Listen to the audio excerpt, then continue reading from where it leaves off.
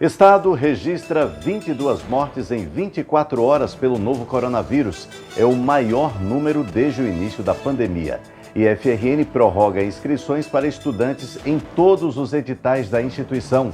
Pesquisadores da área de nutrição lançam podcast com orientações sobre alimentação.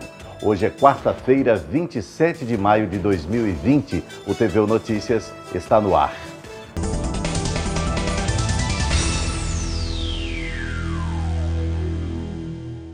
As estatísticas mostram que o número de casos da Covid-19 ainda cresce em ritmo acelerado no Rio Grande do Norte.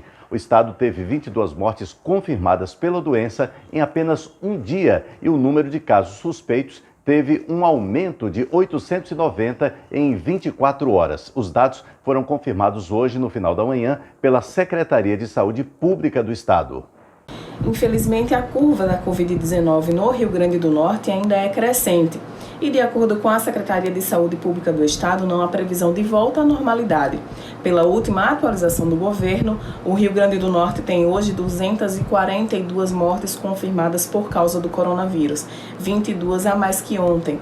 Pelos números apresentados hoje pela CESAP, o Rio Grande do Norte ainda tem 14.035 casos suspeitos, um aumento de 890 casos. Os casos confirmados são 5.630. A subcoordenadora de Vigilância Epidemiológica do Estado, Alessandra Lucchesi, afirmou que foram distribuídos 53.520 testes rápidos para municípios e hospitais de referência e que o governo tem registro de que 44.200 testes ainda estão disponíveis em estoque. Sobre a taxa de ocupação dos hospitais, o secretário de Saúde, Cipriano Maia, afirmou que Natal e Mossoró continuam com a ocupação de 100% dos leitos de UTI para tratamento da Covid e que ainda existem pessoas na fila esperando internação. Diante dos números, o secretário declarou que ainda não é possível vislumbrar quando a curva da doença entrará em declínio. Esse número de óbitos notificados de ontem para hoje, com mais 22 novos óbitos, mostra que estamos ainda numa curva ascendente de acúmulo de casos, seja o número de notificados que tem aumentado, seja o número de confirmados, seja o número de óbitos.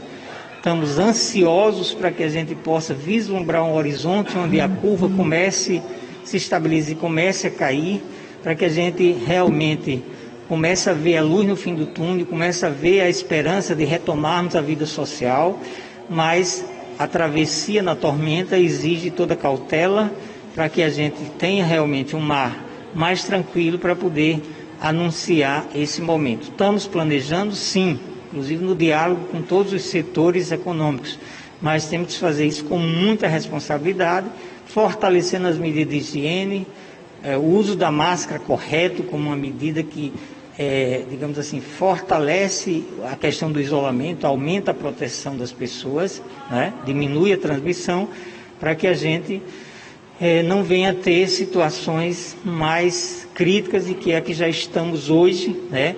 Com pessoas esperando por leitos sem ainda termos essa possibilidade de ofertar esse leito de imediato e oportunamente. Depois de 2 meses de pandemia, finalmente o governo federal anunciou um programa de financiamento para micro e pequenas empresas. O repórter Elias Bernardo explica como vai funcionar. O projeto de lei estabelece o Programa Nacional de Apoio às Micro e Empresas de Pequeno Porte, o PRONAMP, e deve ajudar os empreendedores que estavam em dia com a Receita Federal antes da crise da Covid-19, mas que perderam a capacidade de pagamento em decorrência dos impactos econômicos causados pelo coronavírus em seus negócios. De acordo com a lei, serão destinados 15,9 bilhões de reais do Tesouro Nacional, que será injetado no Fundo Garantidor de Operações, o FGO, para garantia de até 85% dos recursos que as instituições financeiras emprestarem às empresas. Desde o início da crise do coronavírus, o governo já anunciou outras modalidades de apoio financeiro aos pequenos negócios. O problema é que o crédito não chega até a ponta, ou seja, aos empresários. De acordo com uma pesquisa do Serviço Brasileiro de Apoio às Micro e Pequenas Empresas, o SEBRAE, mais da metade dos donos de pequenos negócios que buscaram apoio financeiro não conseguiu financiamento. O SEBRAE-RN contou pra gente quais as dificuldades, os principais procedimentos para conseguir acesso ao crédito. As taxas de juros ainda são muito elevadas.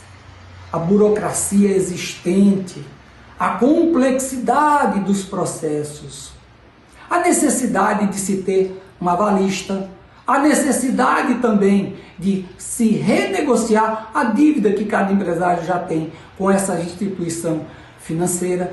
Os prazos de análise são muito longos e o relacionamento com as instituições nesse momento são muito difíceis também. O crédito Pronamp será concedido às microempresas com faturamento de até R$ 360 mil por ano e às pequenas empresas com faturamento anual entre R$ 360 mil a R$ 4,8 milhões ao ano. O empréstimo pode ser de até 30% da receita bruta anual registrada pelas MPS em 2019. O valor também poderá ser dividido em até 36 parcelas a uma taxa de juros de 4,25% ao ano. Todas as instituições financeiras públicas e privadas estão autorizadas a operar a linha de crédito. A lei ainda determina que o recurso financiado deve ser usado para custos da atividade empresarial por meio de investimentos ou capital de giro e ainda que os microempresários assistidos pelo programa assumam um compromisso de não demitir nenhum dos seus funcionários atuais até 60 dias após o recebimento da última parcela do financiamento. Elias Bernardo, para o TVU Notícias. Por conta da pandemia, o IFRN alterou o cronograma de 3 editais em andamento para que os estudantes tenham mais tempo para se preparar para uma das vagas da instituição. 3 editais tiveram suas inscrições prorrogadas: o ProITEC, nível médio subsequente e nível médio ProEja. Agora, os estudantes têm até 15 de junho de 2020 para providenciarem sua candidatura. O ProITEC é o Programa de Iniciação Tecnológica e Cidadania. É tipo um preparatório na modalidade à distância para quem quer ingressar no IFRN. O subsequente é direcionado para quem já concluiu o ensino médio e busca uma formação técnica. Nessa modalidade, são 1.300 vagas em 20 cursos nos 15 campi do IFRN. Já o integrado ProEja é para quem tem até o ensino fundamental e quer terminar o ensino médio junto com a formação em um curso técnico. As inscrições custam R$ 30 e podem ser feitas pelo endereço inscrições.funcerne.org ou presencialmente quando voltar ao atendimento nos campi do IFRN. Só olhar lá no edital sobre isso. Laísa Félix para o TVU Notícias. Depois de suspender o atendimento ao público, o Departamento Estadual de Trânsito, o DETRAN, autorizou a realização de vistorias para emplacamento e transferências nas próprias concessionárias. O Departamento Estadual de Trânsito, o DETRAN, publicou por meio de portaria a autorização para que os serviços de vistoria e emplacamento veicular seja feito diretamente nas lojas e concessionárias. Na portaria foram estabelecidas algumas normas que seguem as recomendações da Organização Mundial da Saúde durante esse período da pandemia do coronavírus. As recomendações são as seguintes: o agendamento do serviço feito pelo lojista diretamente no site do DETRAN. Lojas devem ter local isolado para a realização da vistoria. Devem ser disponibilizados equipamentos de segurança para os vistoriadores. A higienização dos veículos antes da vistoria e acionar os despachantes para abertura de processos de transferência e emplacamento. A direção do DETRAN também esclarece que nesse período não haverá atendimento ao público externo, sendo reservado apenas atividades internas com os servidores. Júlio Rocha para o TVU Notícias. Olha só, no meio da crise provocada pela pandemia, pelo menos uma boa notícia. A bandeira das tarifas de energia elétrica não terá cobrança adicional até o final do ano. O anúncio foi da Agência Nacional de Energia Elétrica, a ANEEL. A notícia é boa, mas a motivação não. Como várias outras medidas tomadas pelo setor público de março para cá, a bandeira verde no consumo de energia também é consequência da pandemia de Covid-19. Os técnicos da agência analisaram que é possível manter a tarifa sem alterações, ajudando os consumidores a manter a conta mais controlada, já que passar o dia em casa significa usar bem mais eletricidade por mais horas. E embora a garantia de que não vai haver cobranças extras seja um alívio, não é motivo para relaxar, viu?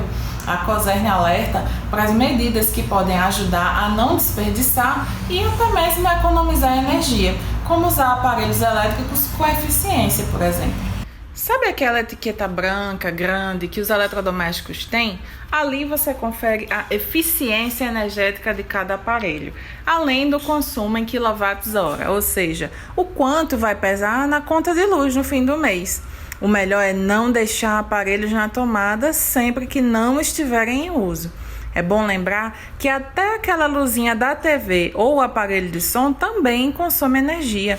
Se você ainda tem lâmpadas incandescentes ou fluorescentes mais antigas, é bom pensar em substituir por lâmpadas de LED, que consomem até 80% menos que as convencionais. E nesse calor, quem tem ar-condicionado deve ficar atento para não deixar o ambiente gelado. Entre 23 e 25 graus é fresquinho e confortável o suficiente, além de ser bem mais econômico. Se não, melhor apelar para o bom e velho ventilador. Agora que a maioria de nós está em casa, dá tempo para pensar melhor sobre nossa alimentação. Nesse sentido, pesquisadores e estudantes do Laboratório Horta Comunitária Nutrir resolveram falar do assunto em um podcast. Criado por um mutirão de alunos e professores, desde 2017, o Laboratório Horta Comunitária Nutrir, um laboratório a céu aberto dentro da UFRN, busca a inovação na formação de profissionais de nutrição preparados para entregar serviços úteis à comunidade. O espaço comporta cerca de 110 plantas representativas da biodiversidade brasileira.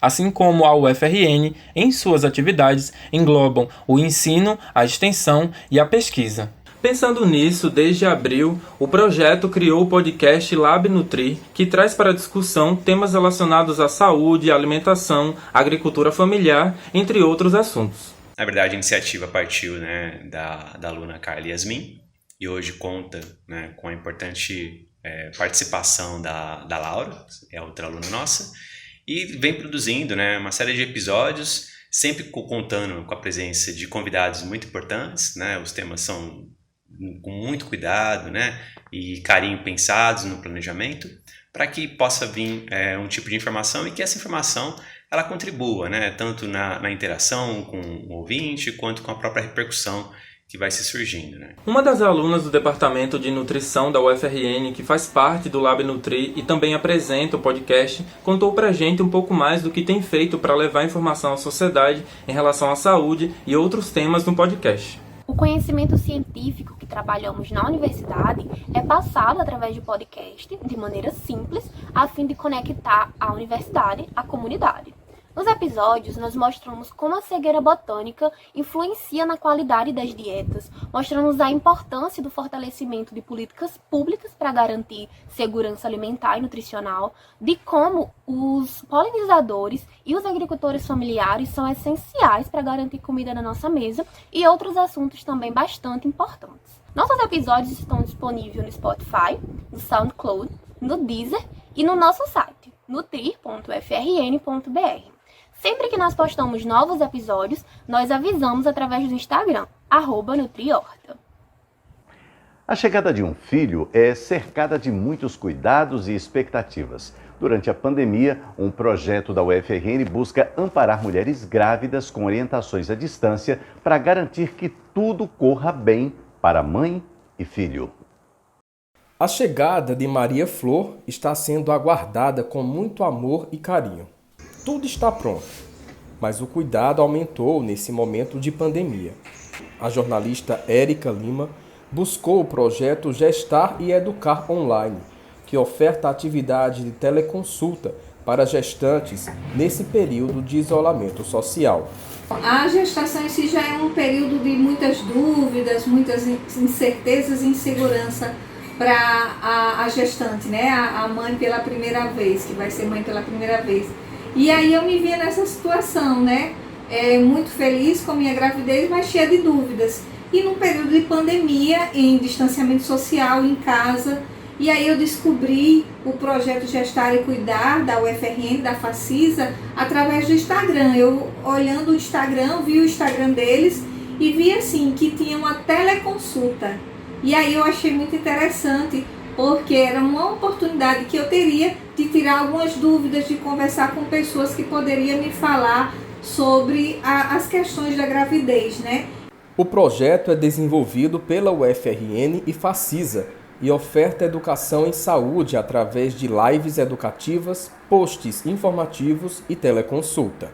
Em virtude do tempo que nós estamos vivendo de isolamento social, nós precisamos modificar as atividades que são oferecidas pelo projeto. Dessa forma, agora nós estamos usando o Instagram, @gestaicuidar_UFRN, para oferecer a esse público algumas atividades, sendo elas a produção de lives para nós discutirmos os temas que iríamos discutir presencialmente, a produção de posts informativos com informações baseadas em evidências científicas, porém com uma linguagem de fácil entendimento para a gestante e para a sua rede de apoio. E uma terceira atividade que nós estamos oferecendo é a teleconsultoria. Na teleconsultoria, nós temos alunos dos cursos de fisioterapia e psicologia que fazem uma conversa com essa gestante através de uma videochamada com a duração de 50 minutos. Então, cada gestante que se inscreve para participar dessa atividade pode ser acompanhada ao longo de 3 encontros. A coordenadora do projeto também informou que novas vagas estão abertas para gestantes. Nós teremos mais 3 vagas disponíveis para essa atividade de teleconsultoria. Nós iremos iniciar esse processo de teleconsultoria no próximo mês, em junho. E para mais informações, vocês podem entrar em contato conosco através do Instagram, @gestaicuidar_UFRN. Érica aprovou o serviço humanizado do projeto Gestar e Educar. Foi uma relação muito boa, uma relação de atenção, de afeto, de proximidade, de acolhimento mesmo. Foi assim que eu e meu esposo nos sentimos, né? Meu esposo acompanhou todas as reuniões que a gente teve, né, de teleatendimento. Ele também tirou dúvidas. A gente falou sobre plano de parto, né, que era uma coisa também muito nova para a gente. E a gente está fazendo o nosso plano de parto a partir desses encontros e dessas conversas. Você já teve medo de perder o celular? Pois bem, você não está sozinho e tem filosofia para isso, como Descomplica Pablo Capistrano.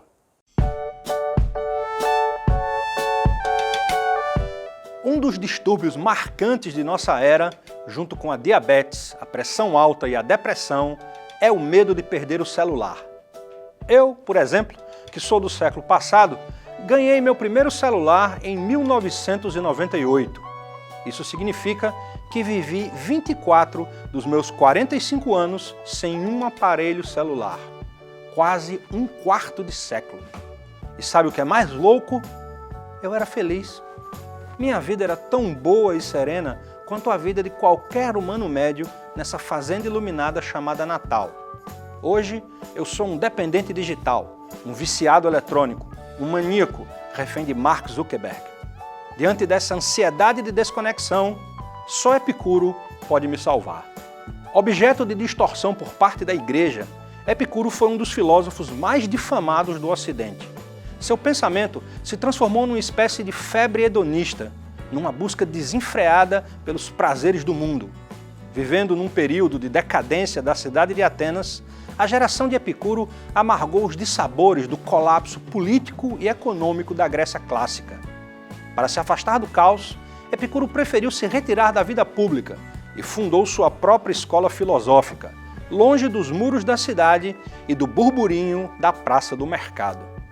O jardim era uma espécie de comunidade alternativa, onde a busca pela tranquilidade da alma e pela saúde do corpo era a meta a ser atingida. Seus frequentadores sabiam que, para se chegar a essa serenidade, era necessário enfrentar o desejo. Filho do vazio, o desejo é um tipo de prazer diante daquilo que não se tem. Desejar é sofrer diante da ausência. Por isso, ele é tão importante numa sociedade de mercado.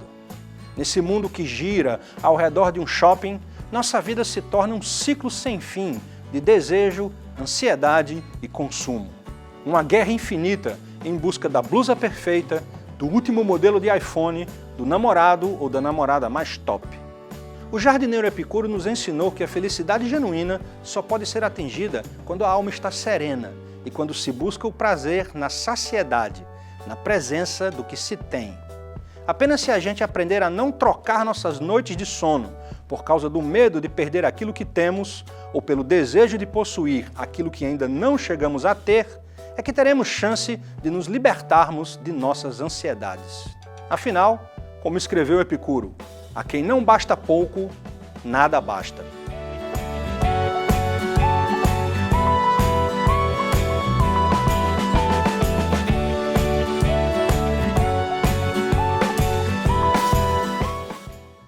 O TVU Notícias termina aqui. Enquanto durarem as medidas de isolamento social para prevenir a Covid-19, você pode conferir todo o conteúdo da TVU que está disponível no nosso canal no YouTube.